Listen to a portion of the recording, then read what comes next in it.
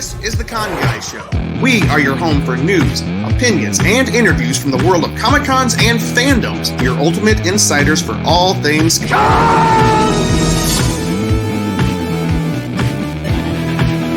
Welcome back to The Con Guy Show, the official podcast of theconguy.com, where we discuss all things Comic-Con, fandom, and it's through the lens of filmmakers, because we're right here smack in the middle of Hollywood. My name is Jim Fry, actually a screenwriter and a Hollywood guy. But today we are excited to spotlight our home. We like to call it our hometown Comic-Con, and we are so glad it's here. One of the biggest events on the West Coast. It has grown so much, and but we are going to find out. We're going to find out about all this with our very special guest today, Chris DeMoulin. Oh, please say your name for me. Chris DeMoulin. Pretend there's no you in it, just Chris DeMoulin.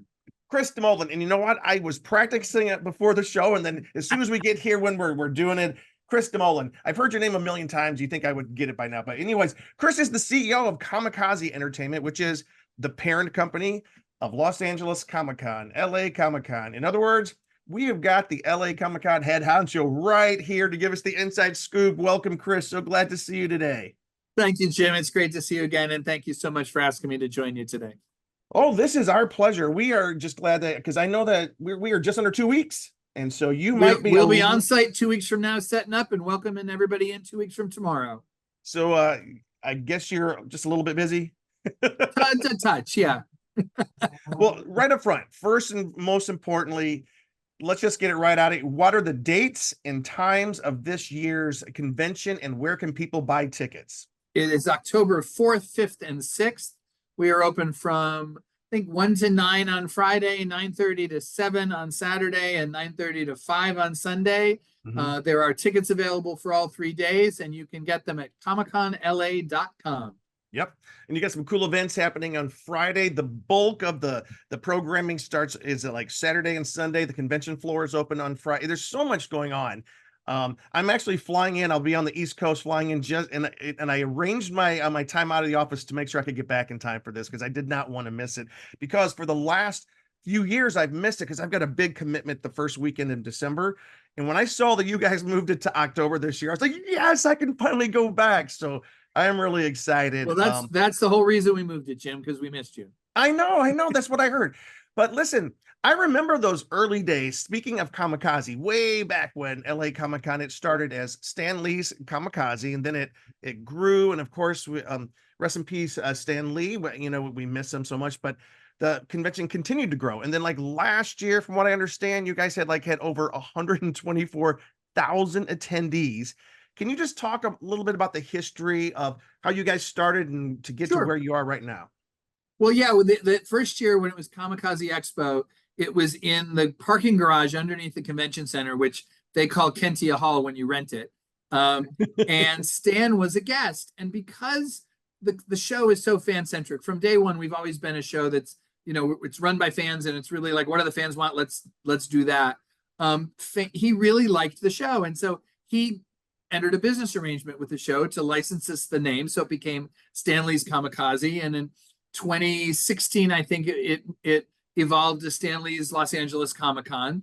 And then Stan, as he started backing away from business stuff in 2017, the license went away. And so we just became good old-fashioned Los Angeles Comic-Con. So we've been that ever since for 7 or 8 years now. And the growth, LA has really, it's been all because of LA and the fans in LA, because we're such a big mashup of every kind of creative energy in the world, TV and film and music and streaming and gaming. And so every year when we ask people, what do you want? And we would try to add, it would be guests. And then it was, well, why aren't you doing, why isn't there more anime? How come we're not getting into video games? And so as we've grown the offering based on the fans, they've responded by coming. And so, in those early years we had, 40,000 people. And as you say, now we're up in the 125,000 range, and think we'll probably we'll take a run at 130,000 this year, which probably makes this pretty much like the largest independent con in the country. But we're not big because we want to be big. It's really, we want to make sure we always balance the offering. If the fans want to come, and then we want to make it a great experience for them, so they don't have to wait in lines. They can go get to see the stuff they want to see, and then walk away just saying, wow, I had more fun than I possibly ever thought I could have. Yeah. Because you guys, I mean, you grew fast, which is pretty amazing. But can we, you mentioned about where LA is located, right here, one of the biggest, probably one of the creative capitals of the world. Sure. On your website, it proclaims geek out in the heart of pop culture. Do you, which is a great tagline, speaking from one marketing person to another, but does being in the middle of perhaps the creative capital of the world, does that give LA Comic-Con an advantage, do you think? I think it gives us two advantages. One is we really are a pop culture convention. And while the core of any con is, the comics and the creators of the comics and all the stories and the media that have grown for that, being in a place that also has music and sports and gaming and streaming and all of that together means we just have this gigantic creative community that we can tap into to bring in the show, which means the show is always going to be a little more diverse and a little more eclectic than it would be if it was in Florida or Texas or wherever. And I think the other thing is because so many people live here, we can get guests to roll in for a day because they don't have to get on a plane and go stay in a hotel. We send a car, they breakfast with their family, a car picks them up, they come to the show for 6 hours, they go home, they have dinner with their family.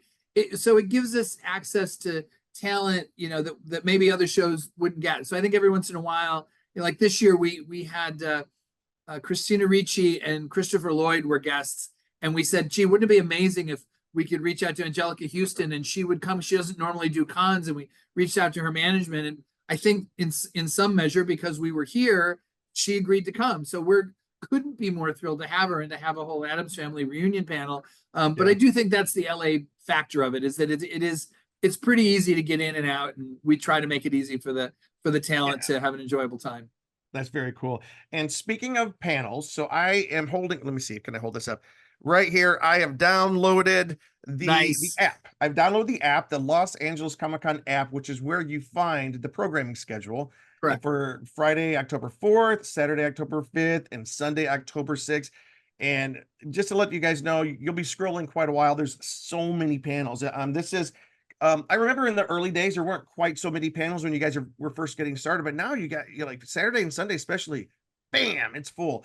Can you, are there any kind of marquee panels, some big things or guests that might kind of like get people interested in showing up?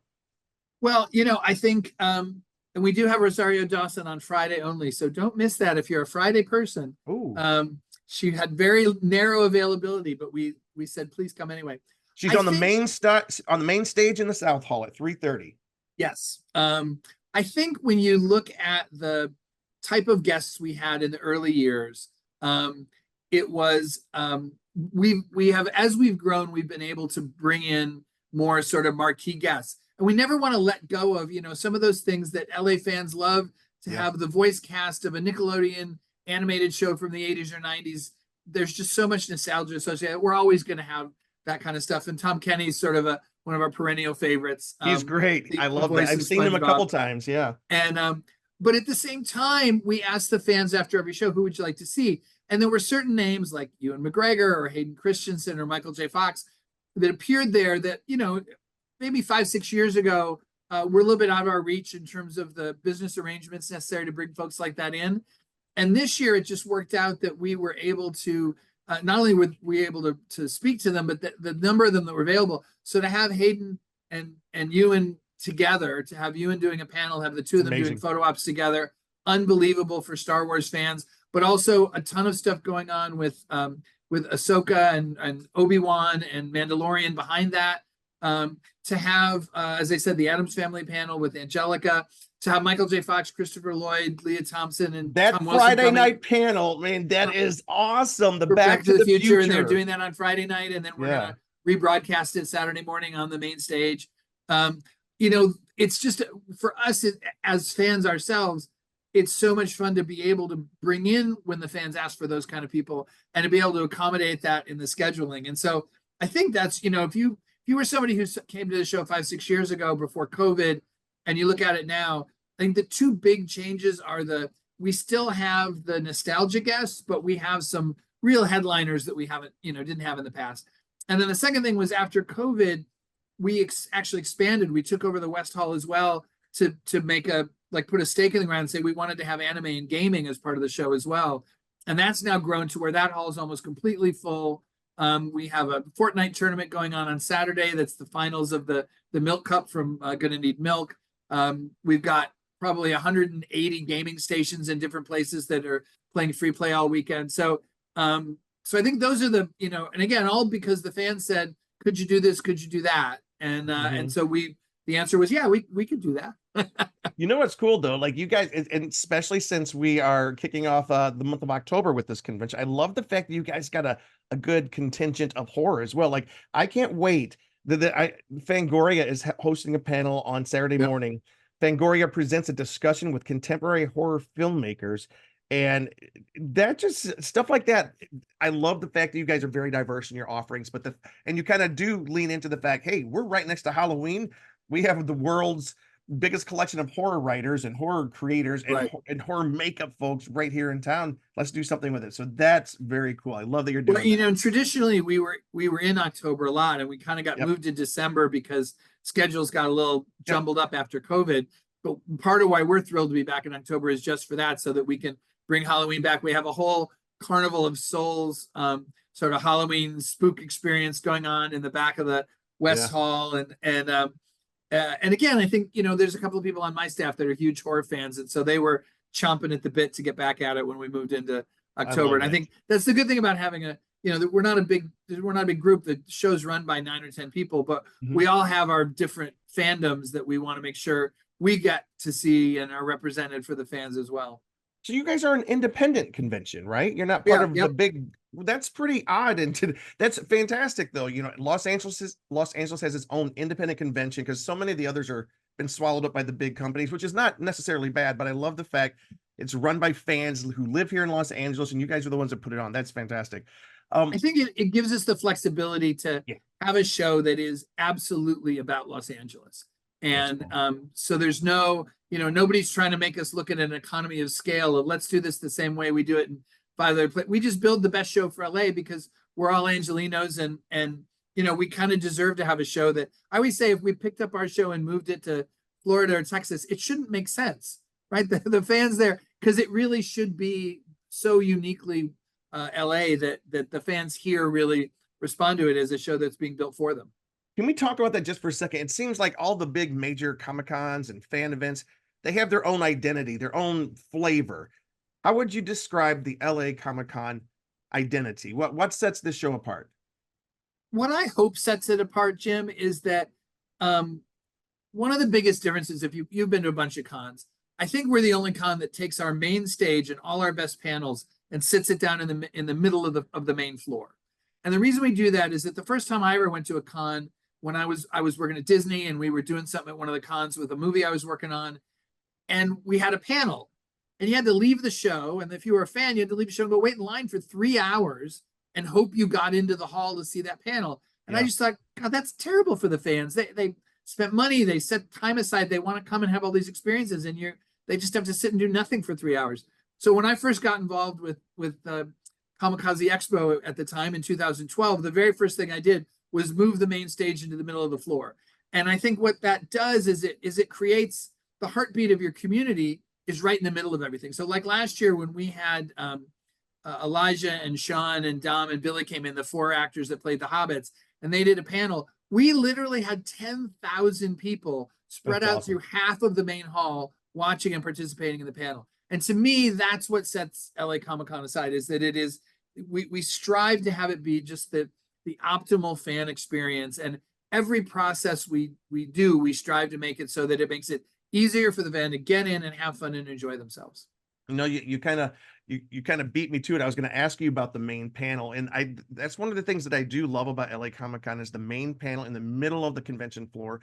So like if I'm waiting in like, because you know, there's no getting around the fact that if there's some big vendors, you're going to be waiting in line to get some of the stuff that you want, which is awesome. We're used to that. But the fact that we can look over and look at the main panel going on there in the middle of the floor, I love that. That's kind of like a cool thing. I wish some more cons would kind of adopt that. Let's put I know that I've seen some of the larger ones, they have some cool panels in the middle, but you guys kind of were the first one I remember doing that.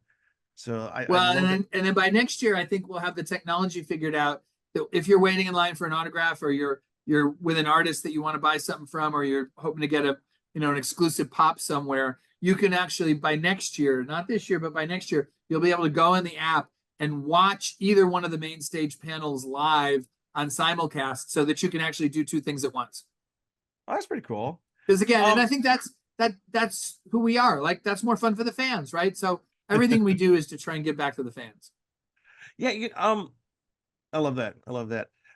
So could you explain a couple of the particulars? Let's drill down a little bit.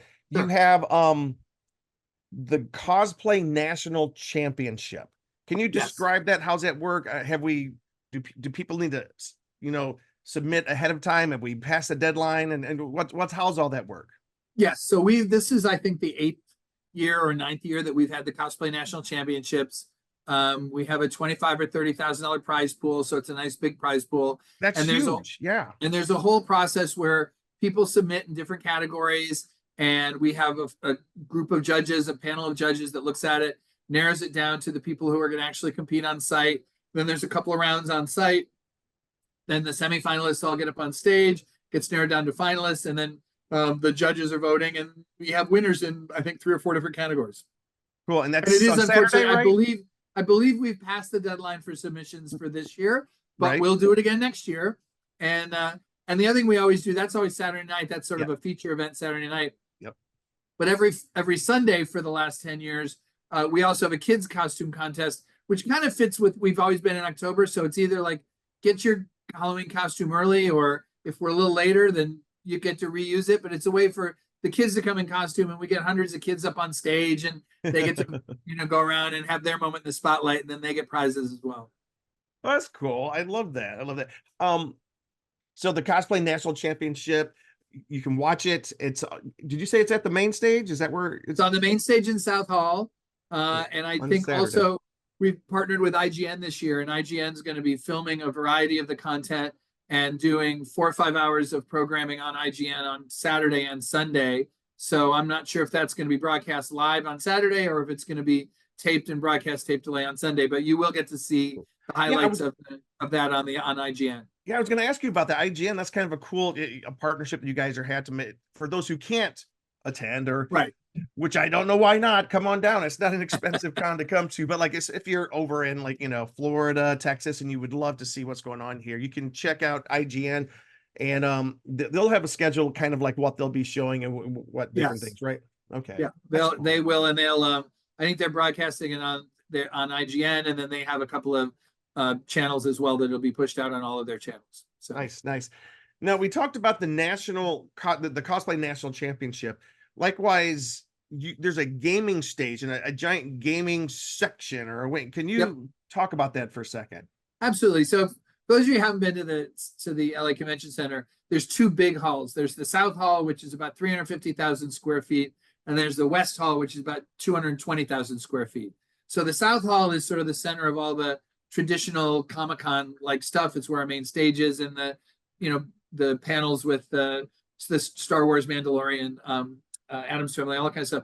The West Hall is all themed to gaming and anime. So we have there's a free play area with 100 machines that are loaded up with 30 or 40 games each. You can go play there. There's a Nintendo competitive play area where you can go in and sign up for tournaments and compete against other people.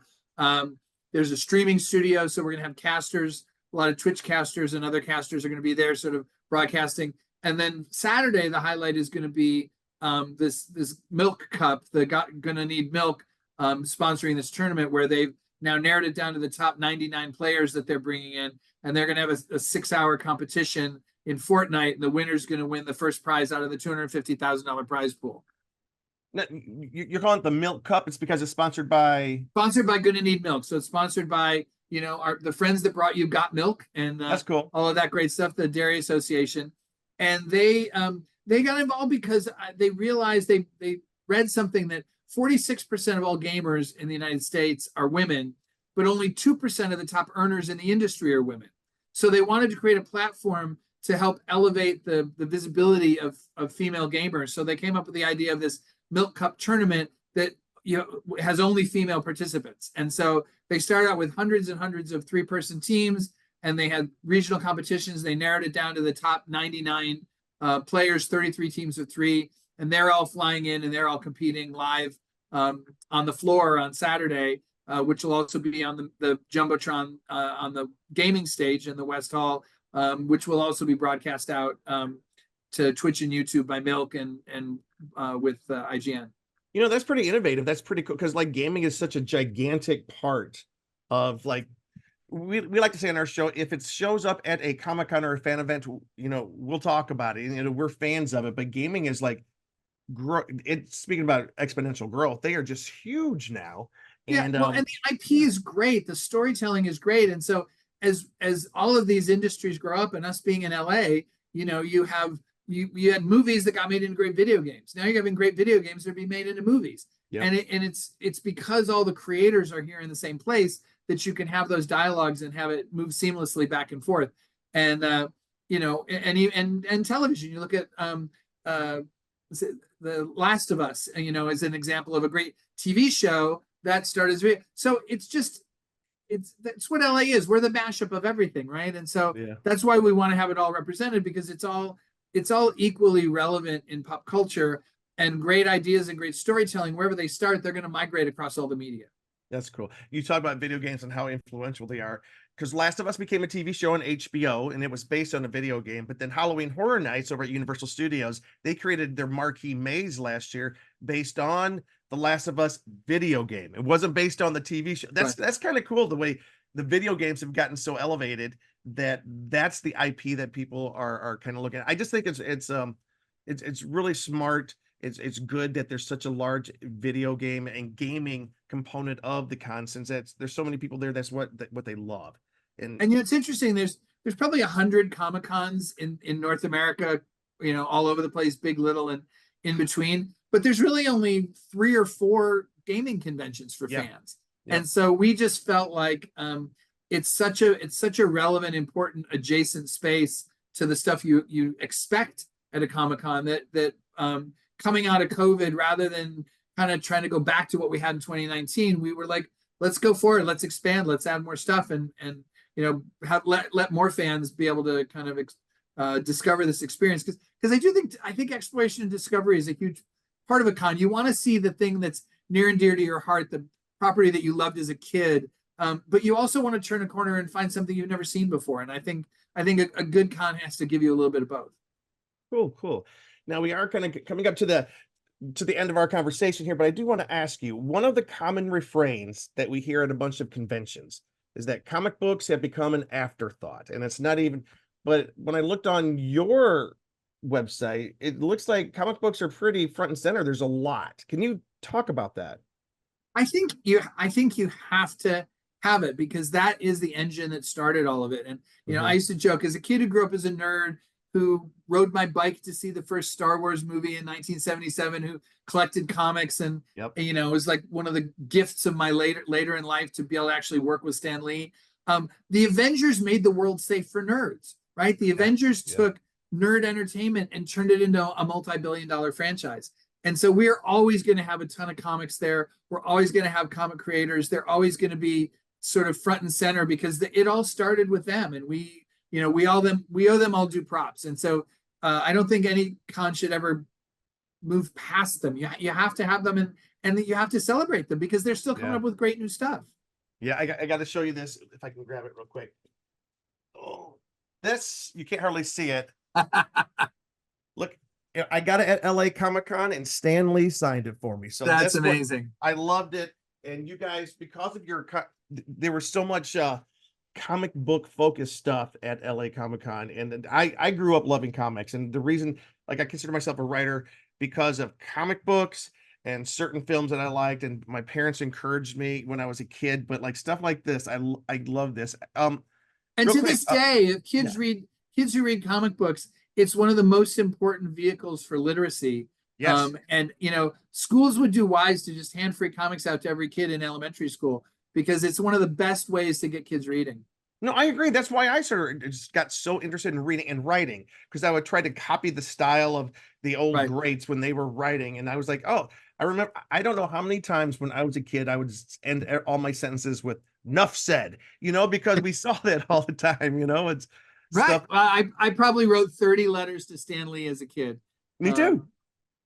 Hey, let me ask you real quick. What is a VIP and what is a VVIP pass? Those are ticket Sure. options. Yeah. Well, all the VIPs, one of the two big things that they have in common, which is you get in half an hour early. So if there's a particular exclusive or something you're looking for, you get in before everybody else so you can go to it. There's also a VIP viewing area and lounge right in front of the stage. So for every panel that's on the main stage, the VIPs have a place that they can go. They're guaranteed to get up close. Nice. The other thing with VVIPs, in addition to, I think you get some, food and drink coupons, but the big thing is we do a limited edition varsity jacket every year for the show, and the only people that get them are the VVIPs. So we only make about 200 of them, and they're very rare and special. And we've got some people that have been collecting them from the first year and have the whole set. So That's awesome. So I just got to let everybody know that's watching. The Los Angeles Convention Center is right smack in the middle of a lot of restaurants. There's tons of places to eat. Did you have eating options? It's mainly inside and the restaurants outside, or we have two food courts that are outside, and they're all the restaurants inside. Yeah. You have all of LA Live and the restaurants right around it. And I will say, for people that are getting a 3-day pass, I strongly recommend, we have deals with all the local hotels, and there's so many more hotels now than there used to be. Yeah. That it's a great idea to come for the weekend, and then instead of driving and parking every day, it's a 3-minute walk to come back in the show on Saturday and Sunday. It's always a lot of fun to do it that way. Yeah, and I want to reiterate what you just said. There's so many more hotels there. For those who might be a little bit afraid of downtown LA because of what they heard in the past, downtown LA is so different now, and it has been built up. There's so many great restaurants, great hotels. Last question, and then we got to go. For someone who is on the fence about attending this year's event, what would you say to them? I would say if you're a parent with kids, it is the best 5 or 6 hours you can spend with your kids. You will make the same kind of lifetime memories that you make going to Disneyland, you make it at LA Comic-Con, because it is such a unique experience. And there's so many properties that parents enjoyed when they were younger that their kids love. And so if you're a parent and you're looking for something to do with your kids on the 4th, 5th, or 6th of October, you cannot find anything better to do. Then I think if you're a hardcore fan, maybe you came 5 or 6 years ago and COVID, you stopped going, we just welcome you to come back. And there's always discounts available for 10, 12, 15%. It isn't about the cost. It's about the community. It's about being in a room full of people that love the same stuff that you love. And you don't get to do that every day. And so it's a really welcome and accepting and accessible place. And so, you're already our family. You might as well, come in and visit us. Chris, thank you so much for talking with us today. I can't wait to be there at the convention. I'm going to look you up. I can find you. And everybody, if you have not yet had a chance to get your tickets, go to Chris, where? ComicConLA.com. And we have tickets for Friday, Saturday, and Sunday. So whatever day works for you, it works for us. All right. And if they want to find out any information, any updates, they go to the website. Everything's on the website. And you can also sign up to get our email or to get social media alerts. We'd be happy to let you know what's going on. All right, Chris, thank you so much for joining us, everybody. Thank you for watching the show again this week. Again, this is Jim. You can find us here at theconguy.com. We will be covering LA Comic-Con the entire weekend, so hope to see you guys there. Bye-bye. Thanks, Jim. Look forward to seeing you. Bye.